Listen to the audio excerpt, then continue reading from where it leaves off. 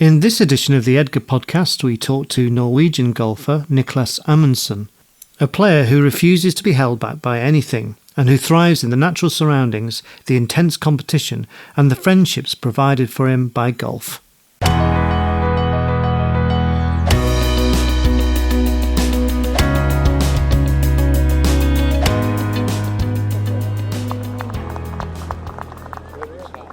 A young man who loves being out in nature jumps into a sparkling woodland pool for a swim and breaks his neck as he collides with a rock under the surface of the water. Later, as he lay in his hospital bed, it was natural to consider that part of his heritage, the idea of trekking the forests and mountains of his native Norway, was disappearing into the distance. But life can surprise us. Some 30 years on, Niclas Amundsen is able to revel in the natural splendour all around him whenever time allows. He can walk again, and that he chooses to do so on a golf course speaks volumes as to how much he values the benefits of the game. It seems that, partly due to good fortune, partly due to his quick-acting friends, and certainly also his fitness levels at the time, that Niclas Amundsen didn't drown in that pool in the forest. Millimetres from a worse fate perhaps. Nevertheless, he walked out of hospital after 6 months, a little damaged of course, but far from defeated. This former accomplished ice hockey player and keen skier and tennis player lost a lot of movement in his left side as a result of the accident. There was much to ponder about, but he also felt luck had been on his side, and now today delights in being able to breathe in the fresh air in the hills, to admire the flora and fauna and the wildlife around him. Niclas has a golf club in his hand as he looks along the next fairway to the flag. He is at home. Niclas, 52, comes from Oslo. His family, like many from the region, has for many years enjoyed a culture where the outdoors takes on an almost spiritual or mythical element. Niclas tells us, "Many Norwegians feel humble about walking in nature. We absolutely love to hike, at least most of us. We are aware that we are very lucky having access to the landscape and the beautiful scenery, so we love it. It's a sentimental thing we grew up with. My parents took us on trips to our cabin, both in summer and winter. At Easter, we had to ski back and forth to the cabin for a couple of hours with all our kit on our back. No water or electricity in the cabin. It is all at one with nature. So it's a philosophy our family has really valued over the years." Golf has helped fill the sporting void since the accident. Important for Niclas because he and his friends all competed together in ice hockey and were vying to play in Norway's professional ranks. They were serious players. Today, golf offers this competitive element for him, while the fresh air and peace offered by golf is the natural substitute for mountain trekking. "I played the course last summer. You will find it on the way into the mountains, and it's a beautiful course. You can see the fish jumping in a lake beside the fairway. It was fantastic, so natural. On this team, we also had the Norwegian Paragolf Open at Kongsvingers Golf Club, which is another beautiful course in the woods, with nice water alongside. Wonderful places to spend a few hours with friends." His accident may have curtailed his progress in the most active of his sports, but golf has maintained a vital connection with the outdoor world around him, while the game challenges himself and his friends when they have a scorecard in their hands. But now let's go back a bit. While Niclas was a student in civil engineering at the Norwegian University of Science and Technology, he was enjoying the forest near Honfoss, mountain biking with 2 friends, about 60 kilometres from Oslo. One of them had a family cabin and they were carrying their kit on their backs, as is the Norwegian way. Then, after a day's biking and with the Spartan accommodation having no shower, the answer was to find a natural pool to bathe in, and this the friends did while sharing a few early beers. In a moment of exuberance, Niclas ran forward for a big dive into the pool. "I heard a bang after hitting the water and had taken one stroke. I found that I couldn't move my arms or my legs. I tried to swim, but I just couldn't, so I knew something was terribly wrong. I had broken my neck. I was now underwater, and I concentrated on keeping very calm and holding my breath while my friends jumped in to help pull me to safety, which they did. They were very brave, cool and calm. Fortunately, I was very fit in those days. Otherwise, I don't think I would have been able to keep my breath until my friends found me and not panic." This was in the days before mobile phones, of course, and one of the friends was forced to run off to try and seek assistance from any occupied cabin in the area. Once this was achieved, an emergency phone call was then made, and in good time, considering the circumstances, Niclas was airlifted to Oslo's main hospital by helicopter. I don't remember the flight. I woke up having some kind of CT scan, and the next image after that is I have some tubes attached to me in my hospital bed.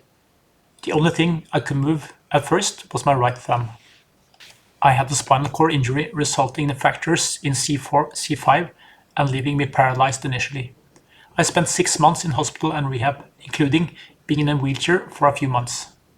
Finally, I was able to work out, but was still paralyzed in parts of my body. The left side is the side most affected to this day. Thankfully, there is confidence in youth. Niclas says that he always had the belief he would walk out of that hospital. So it was more about how would I do it, how and when would I progress. We can have more physical confidence when we are 21. I would have loved it not to happen, of course, but I accepted it and have been lucky in some ways. If there's one thing I did regret, it was not being able to carry on with my ice hockey career. I loved being in that team with my friends. I was on the left wing. It was a really big part of our identity. So from there, I focused on study while wishing my friends well in the ice hockey. Niclas would take a year off from his university course to recover before throwing himself back into college life and studying with an intensity that would continue forward into his career.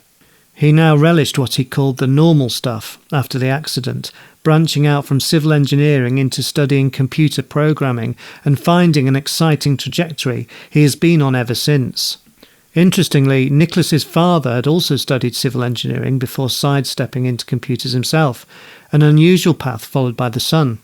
And as someone who clearly loves the natural order as Niclas does, technology seems to be in, to use a golfing term, tied first place. So I've always been a techie. I love gadgets and understand all that stuff. The most expensive bit of technology I own, that would be my car, a Tesla. I've been driving one for 6 years. I love my work. I run a lot of the product development for a TV streaming company in Norway, and I'm really proud of the product we are creating, which is called Stream. Maybe I focus a lot on this because of what happened, I don't know. I've always been very competitive, challenging myself.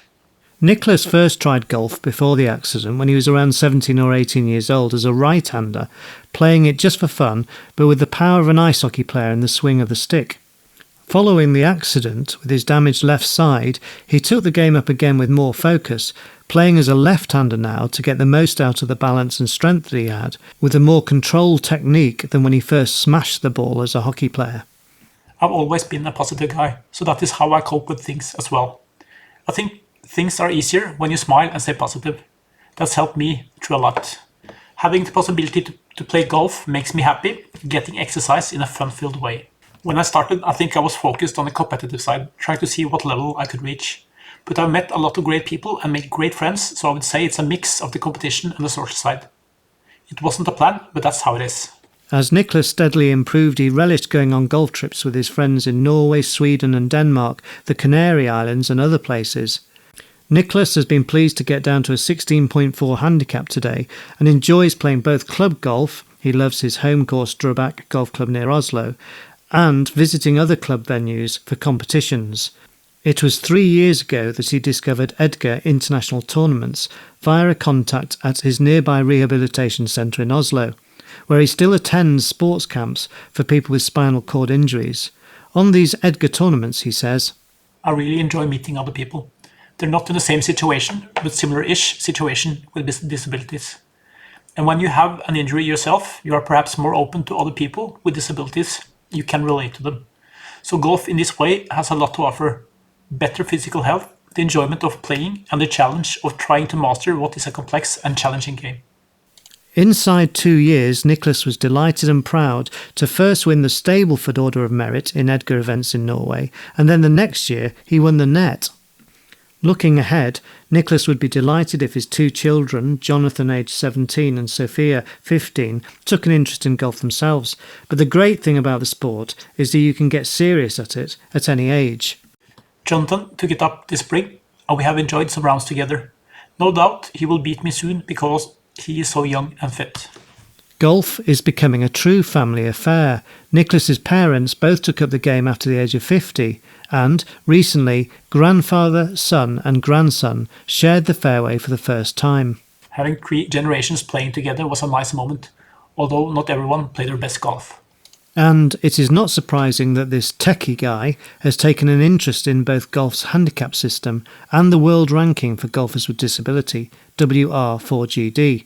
Through the world ranking, a key supporter of EDGA, RSM, presents the RSM European Playoff Series each year, featuring 16 qualifying players who compete in a match-play knockout to win the Net or Stableford trophies. Niclas qualified in one of the top 8 net spaces last year, and in 2023 he made it a much-deserved double. The finals were held at Stratford-on-Avon Golf Club in 2022 and North Hants Golf Club in September 2023. Niclas told us before the event this year, I'm very much looking forward to participating in the RSM playoffs, to meet again friends I met last year and to meet new competitors and hopefully friends this time. I would also like to thank my employer for encouraging me to take the time to take part in a very busy period. This was a lovely gesture. After my injury, my physical abilities are greatly reduced, but on the golf course, the handicap system makes everyone on an even footing, or at least close to it. Golf is never easy, but it gives us a great sense of accomplishment when you manage to do what you set out to do, even if it only happens sometimes during the round. I like having a golf handicap and being able to play with someone of 36, 21, 11 or 2. We could give Tiger Woods a game on that basis. Another good thing is in recent years is most of us being more open to playing up different tees, so you don't have to play off the back tee. I think that's very important. Everyone can have fun. The macho days where we have to play from the back tees are over. And golf is very good for experience of natural surroundings. It is never purely about the competition or its course. The beauty of many courses and the trees around us make the score not so important on many occasions. The fresh air and breathing this in.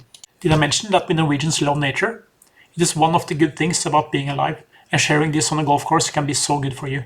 Everyone should try it. So an appreciation of nature is one big reason why Niclas loves his golf. It has also challenged him to get stronger and push himself to reach his potential. But perhaps there is one more reason. Niclas remains forever grateful to the friends who helped save him after the swimming accident. Friendship is so important, and yes, it can be expressed very well when playing golf. On the last day of this year's RSM playoff series at North Hants, Niclas, who had lost in his quarterfinal, decided to offer to caddy for his friend, fellow Norwegian player Paul Angerman, in the final of the net category. The pair had a great few hours on the course, and afterwards Paul said he was so grateful for the help of Niclas. Golf, that most competitive of games, occasionally reminds us of something great about human nature.